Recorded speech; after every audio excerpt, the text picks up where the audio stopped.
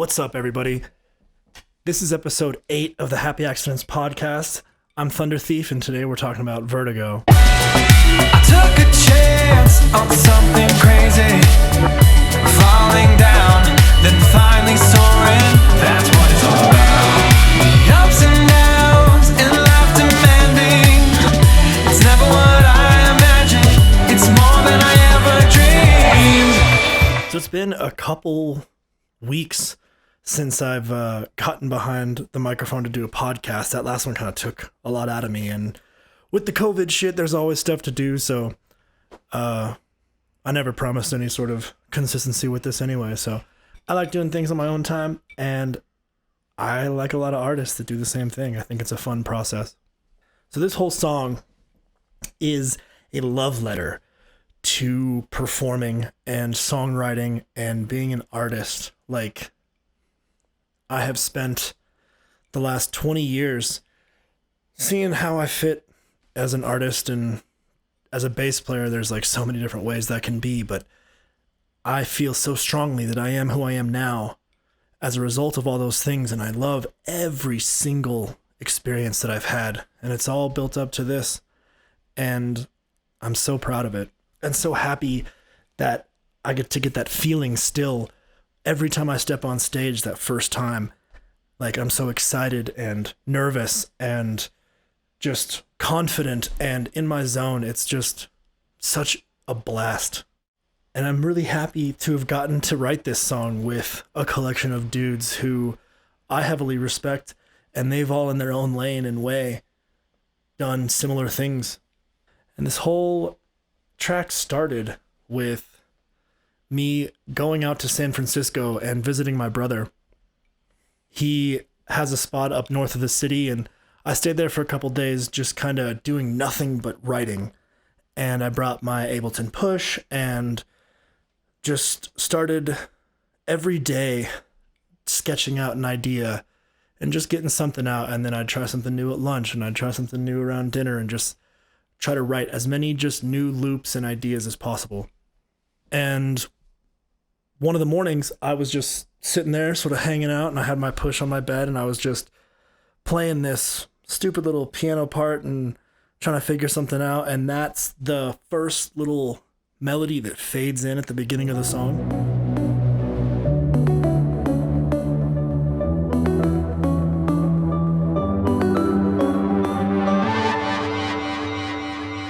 And when I got that going, I started to get basic synth stuff. Like, it's hard for me sometimes to get a full-fledged idea out with just a controller because I have such a heavy emphasis on like bass guitar and guitar. But a lot of things, if I can make it feel good without either of those things first, like, I'm on the right track. And so I sat on that beat for a couple weeks, pushing it out and arranging it to like a decent 3-minute situation. And I sent it to Jazz, asking him if he wanted to do anything with it. And I think I sent him a handful of beats, and this was just one of them. I was like, hey man, choose whatever you like, and we'll go from there. And he picked out this one, and when he returned it back to me, he had added like a couple different synth voicings, and just immediately I had so many ideas. The first thing I wanted to do was just make the song have as many live instruments as possible. So I put a lot of bass guitar in there in like very showcase sections. It's really groovy.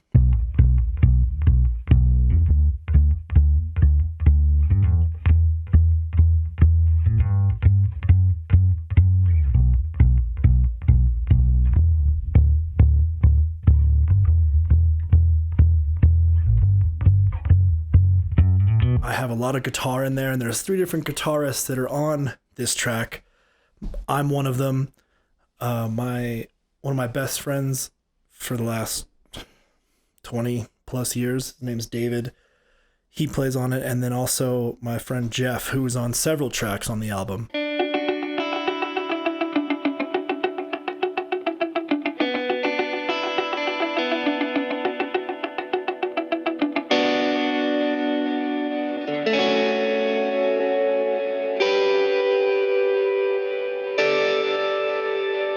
And writing these guitar parts with David in particular was really special because we were all at my place and just vibing out to the music and taking turns adding things. Like David had the guitar and Jazz and I would take turns like with our hands in the session making noise. And David at the time was struggling with this illness that he still has, but it was so crazy what happened after he recorded with us that day. Like he recorded the end like sliding lead sort of part,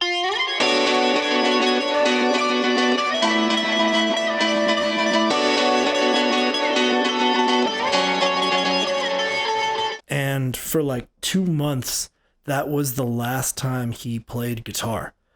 And I always play this song and always think about him at the end and about the struggle that he goes through. And I'm so happy to have gotten that little recording because it could have been the last bit of noise he ever put on tape. It's not tape, it's hard drive space, but who gives a shit? I can't remember what phase of the song we were at when Jeff came over, but I keep listening back to my album and I'm so happy about that one day I got to hang with Jeff and he just wrote some stuff on top of like 4 different tracks. And this one just has less showcasey parts, but it sits and grooves so perfectly, the things that he added, and it really speaks to his quality as a guitar player and his knowledge. Like he just knows how to sit in there like a bass player even and just listen to the musicality of the song and fit in where he's needed instead of trying to fight over what's already there.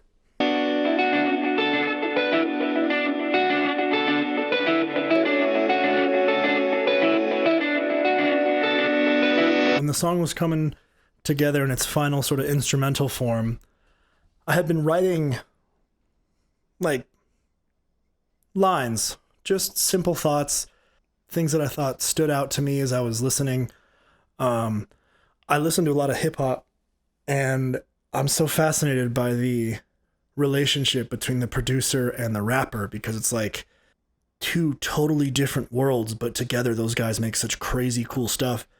And I like thinking about myself as a lyricist and a songwriter in a lot of ways, and I enjoy that part. I just don't like my voice, so like singing on stuff is not my priority at all. But I love to write and I love to make up melodies and I love to work with vocalists because it's an instrument that I'll never really learn how to play the way that I want to play it. And it's a pleasure to be around anyone who can. And this was the first song that I got to meet Brody, who was a friend of Jazz's that they met through a wedding where Jazz was DJing and Brody came and sang a song, and they just kind of clicked immediately. And when I was talking with Jazz about a vocalist for this track, he immediately was like, dude, I've got a guy.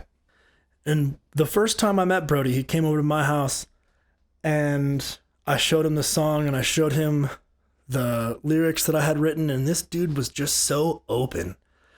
Like there are so many vocalists who just go their own way and like coming in and just making it theirs out of the gate, and it's fantastic. I love that energy too, but Brody's got this way different energy. Brody's got the kind of energy that is super supportive, and he's just so laid back, and it's no surprise that he's thriving in Hawaii right now because that's just kind of the vibe he has. And Brody and I took like 2 months getting the lyrics together and some of the melodies, and then like 40 minutes to record everything.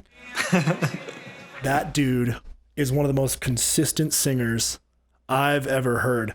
And every time he stepped behind the microphone and I was just listening to it in the headphones, like I didn't give a shit about the music. Listening to what he was singing, I was just so beyond stoked. How could I ever know how much I have grown? How will I prove to the world I'm not the same, not even close? How could I ever know how much I have grown? How will I prove to myself I'm not the same, not even close? And it was so fun getting to talk with Jazz and Brody about performing and how they had grown as artists and musicians, and their journeys are so different. Like, all three of our journeys are so different, but it's amazing getting to just work together in these times, because you don't have to have shared history in this sort of music creating world.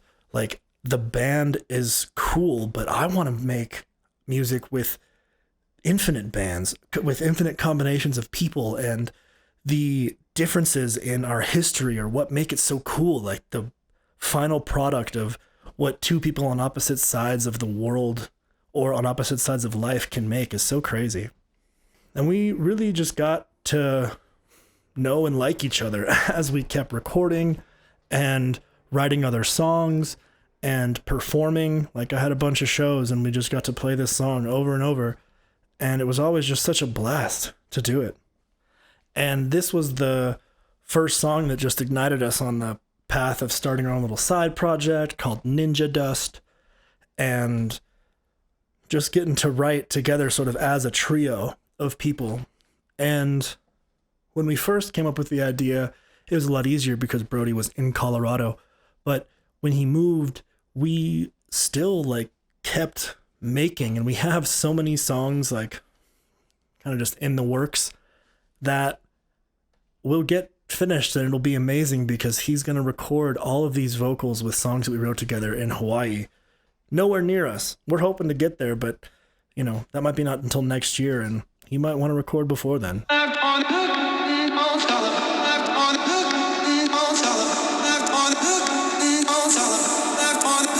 When I listen to this song, there's just this warm catharsis that washes over me, and I just feel like every kind of music I've ever played is coming out of me all at once.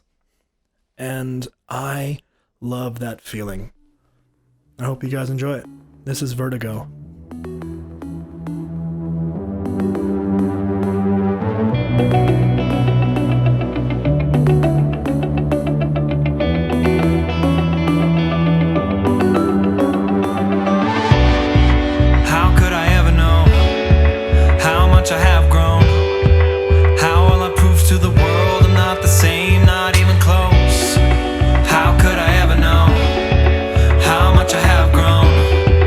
How will I